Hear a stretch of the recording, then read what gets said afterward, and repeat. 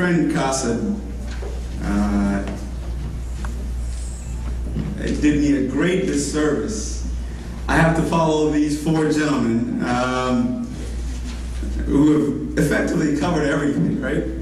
So let's see if I can do something else. I did run for office, and I would recommend to all sort of hybrid generations like me, who came here at a young age, who sometimes are more American than not, to consider engaging in local government, even at the federal level. We met with HR 2006, that was a few years back, and there were many successes and disappointments along the way, but the lesson learned is if you have a challenge, always push uphill. The minute you think you have arrived is when you've given up. So always push uphill. My topic today is to cover the digital activism, essentially the role of mass media. Every speaker has touched on it. So I'm going to try to condense what I was going to say. We're running on Ethiopian time, so I understand. So I'm going to condense what I want to say just to refine it on that mass media. Okay, so let's see, here it goes. But first let me thank the organizers for putting this together. It's very, very timely in the environment that we're in the world. You know, democracy is on the move, et cetera, et cetera. This is exceptionally timing. I want to thank you for including me into the program. I'm honored to be on the same panel as some of these gentlemen who are my heroes. And actually, you know, I wanted to take a moment to recognize my family and yours. The bulk of my family is in Ethiopia, Immigrated. And so, you know, what we do is so easy compared to the abhorrent conditions they live in. What we do is so easy. We just talk about it. We email pictures. We get angry and we turn the TV off or walk away from the computer. They live it every day. There isn't a day that they don't live it. We could turn it off for a week. I have a lot of young friends, Ethiopians, Somalis, who will go a whole month and say, you know what? It's over there, I'm over here, I could care less about it. They live it every day. You talk to family members, young people, 10 years old, and they're experts. Experts at what's wrong, what needs to happen.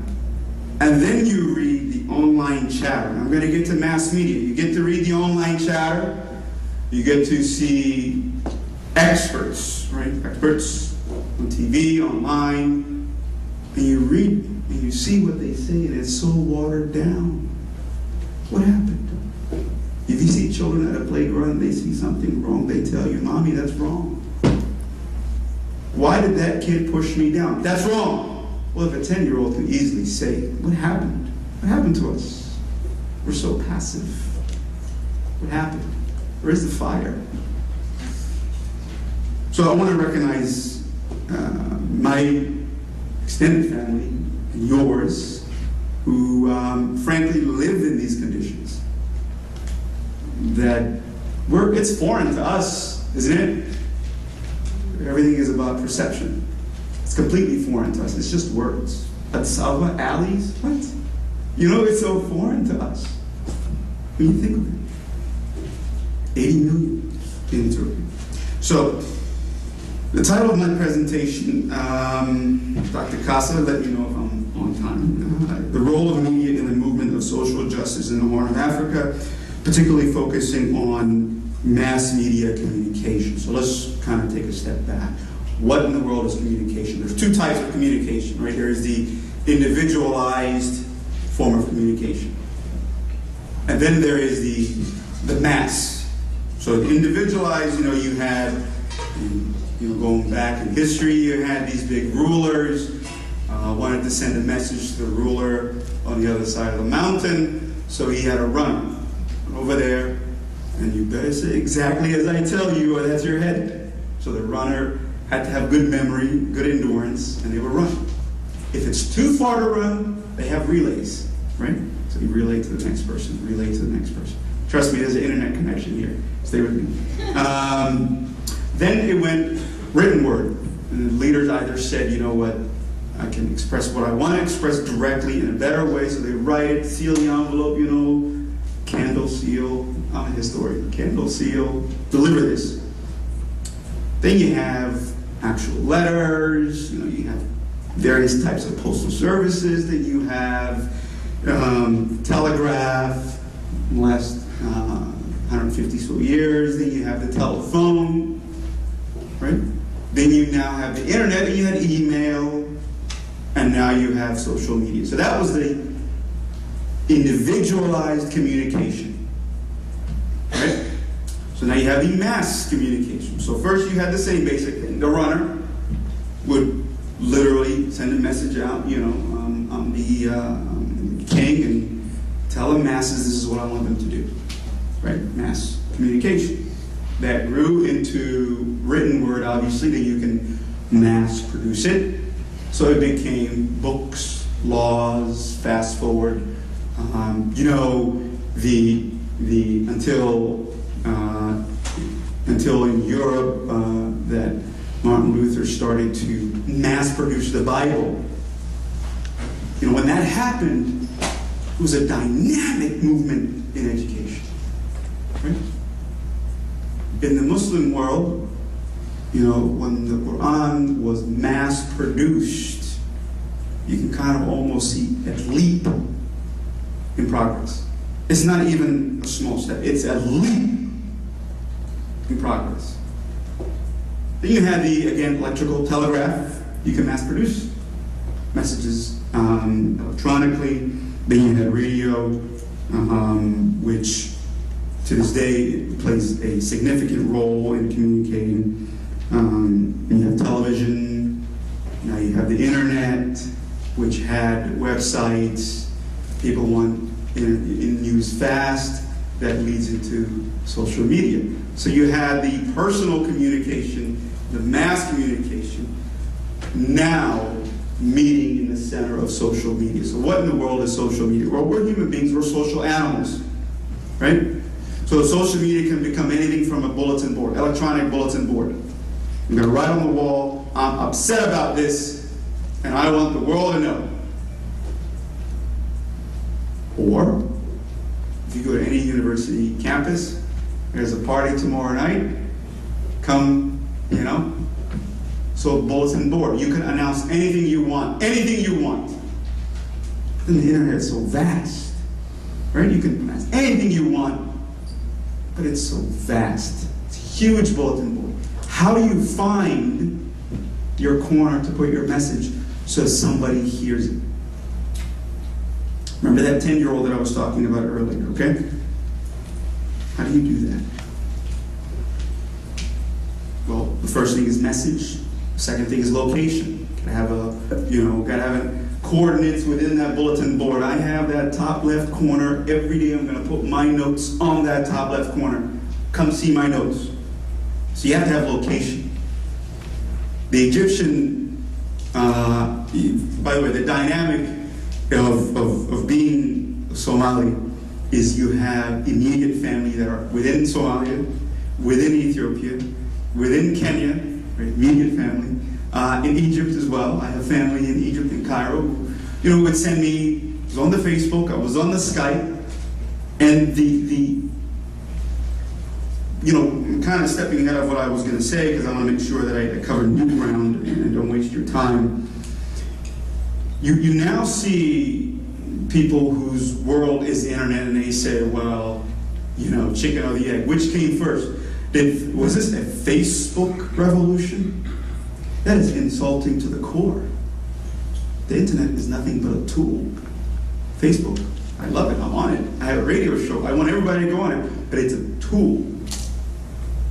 It's not the message, it's not the messenger, and it's not the audience. It is a tool.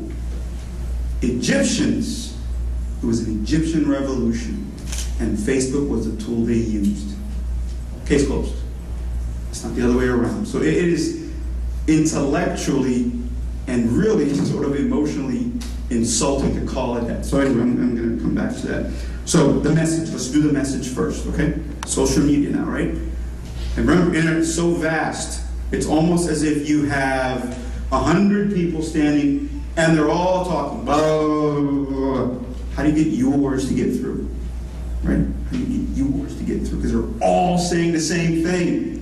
Look at me. I have a notice on this book. How do you get yours heard? That's really the question. It could be ingenious, but if you cannot get what you're saying across to the masses, it's useless. So like the tree that fell in the forest all by itself. Who knew? So as far as message. So if I was to tell you that I know of, I get emotional when I talk about this. So that I know of instances where rape was used as a weapon in Ethiopia. And the poor girls who got raped were then arrested until they gave birth.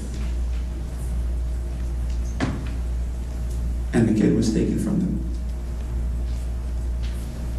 If I was to tell you that now, face to face, it impacts you, doesn't it? But you probably knew about those instances. So I'm not telling you what you don't know.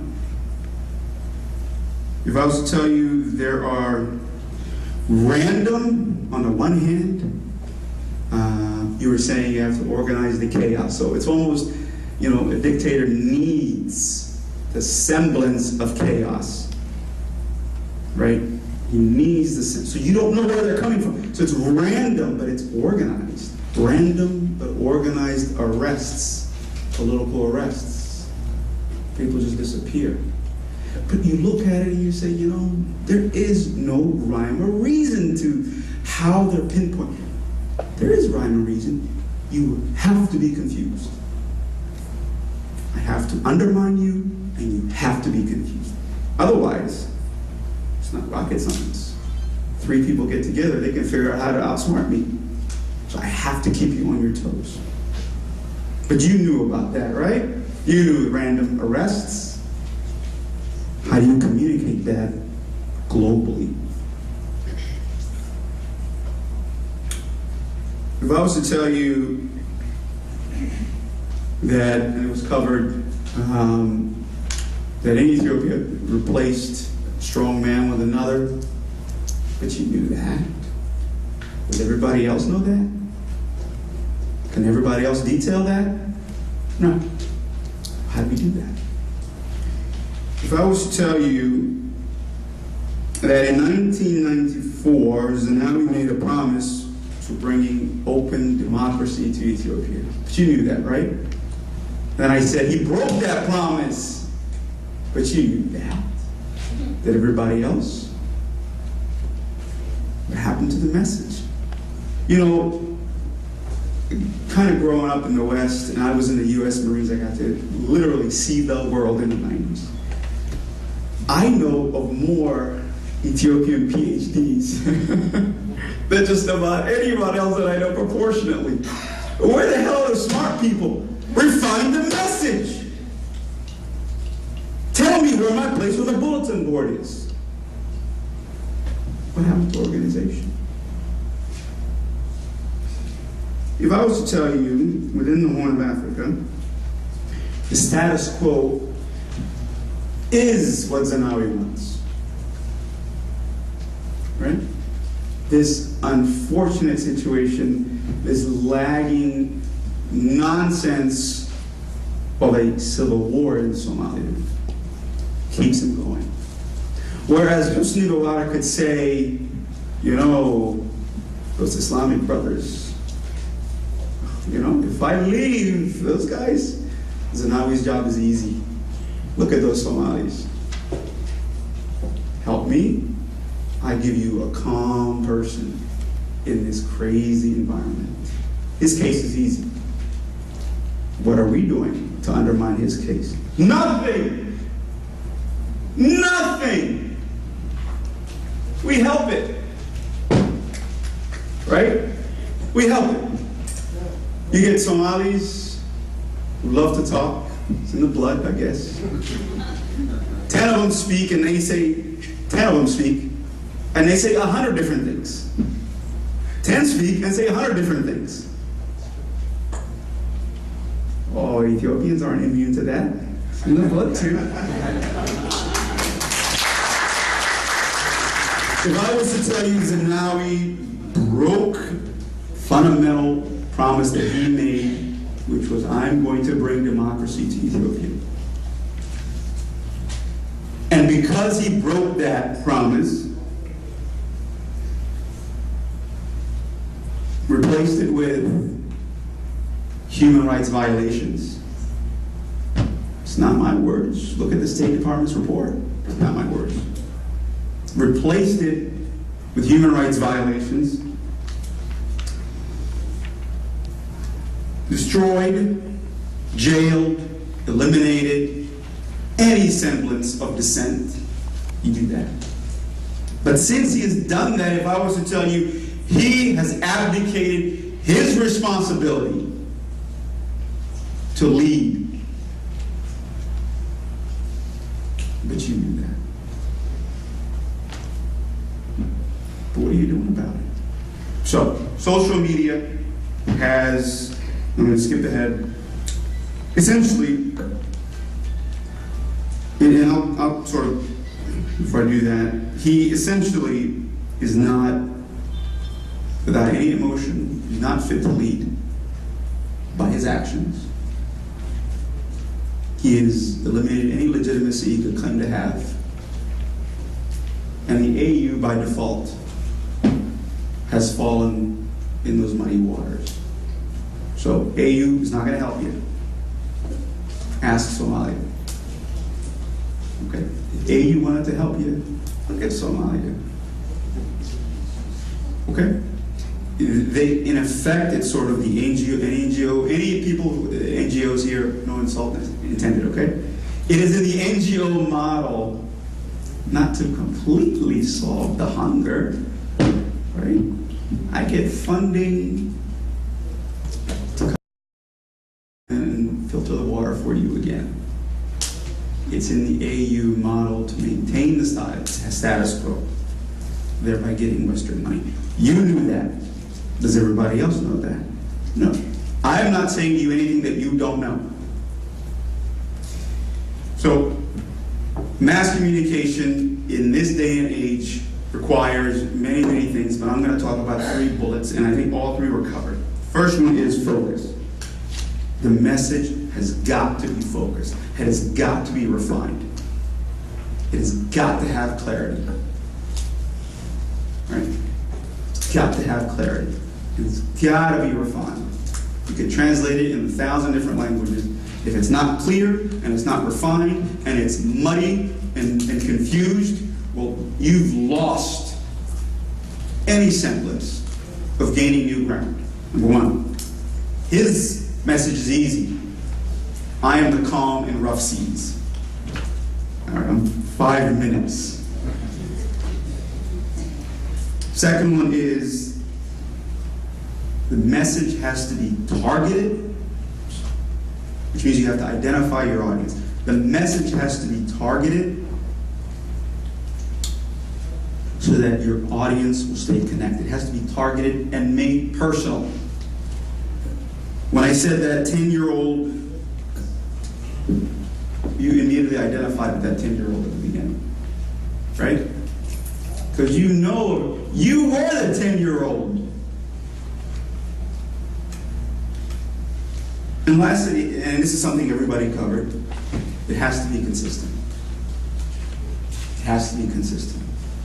You know, you beat a rock enough times, it'll break. It has to be consistent. It has to be consistent. If there's anything that will require any kind of improvement in any kind of messaging. I mean, the McDonald's 30-second commercial is the same, and you see it, and they keep buying more airtime just to show you the same commercial. You're like, what? If we hear the McDonald's jingle, all of us can finish it. It has to be consistent. It has to be consistent. It has to be clear, refined, personalized, consistent. And lastly, and I'll close with this. Professor George was talking about nerve center. Well, in this day and age, and I'm going to tweak what you said, sir. So I'm not qualified to, but I will. Because he was saying the formula that worked in '95, and it can work today. But you can give it fuel. You know? For example, let's say, anyone have a computer here? Anyone? Please, come on, play along. Computer, anyone? I think every Ethiopian is on the internet. There's so many websites. Everybody's got a computer, right? And I'm sure you have internet access, right? Every one of you can be a nerve center. It's a good thing and a bad thing. The good thing is this. You create a blog, a Facebook, apolitical, with that refined. And for example, and I'll finish on this. Let's say you have a Facebook page, and all this Facebook page does is lists today's crimes. You were saying, somebody calls it in, the radio stations, list today's crimes. June 13th, somebody can call you from Ethiopia, you can type it in here. They don't have to take the risk of typing it there. It can be a week delayed. It doesn't have to be instantaneous. That is your message, right? Your message is what? He's corrupt, human rights violations. That 10-year-old, this is and again, I said too many last things. With respect to the Somali diaspora, if you will, their case is simple yet confusing. Simple yet confusing. Confusing in the sense that there is a whole generation of Somalis that are growing up in the Horn of Africa, right, where no border is safe.